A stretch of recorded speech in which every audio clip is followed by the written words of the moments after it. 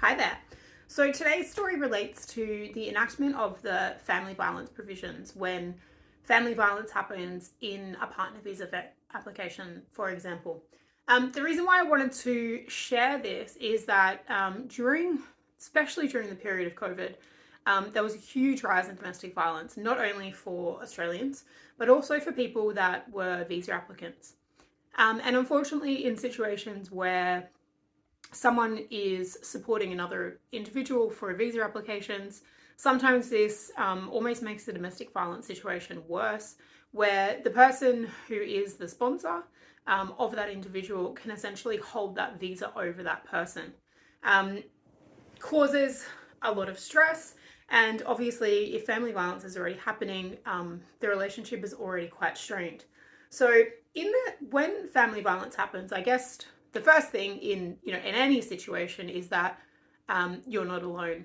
So in Australia, we do have a lot of support services available for when family violence does happen, and I will put some links of these underneath here, so that you have access to those. I'll also add these to my Facebook and to Instagram, which will be at Passage Migration Consulting.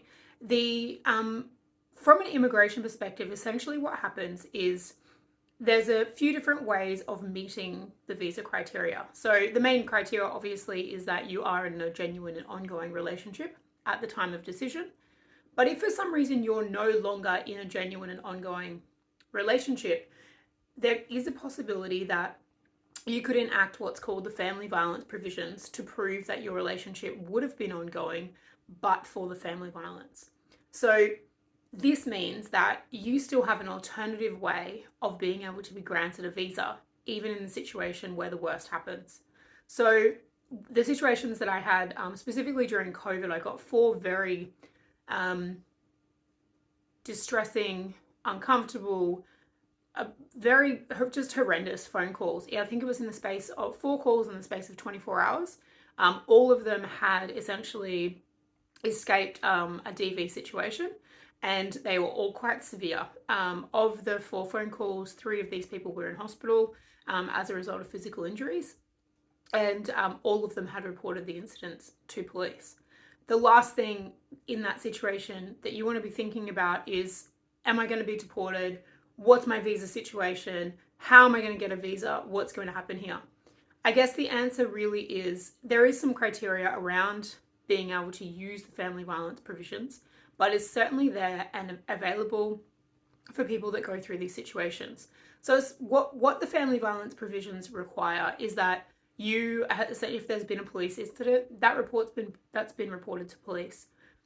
If you have, for example, undergone psychological assistance, so you've been to a psychologist or a psychiatrist or something like this, then a report from that person to confirm the family violence occurred and what the outcome of that was for you personally. Similarly, if you've been to a domestic violence shelter, or you're getting some support through something, through one of the DV services in Australia, a report, a letter, a confirmation from those people.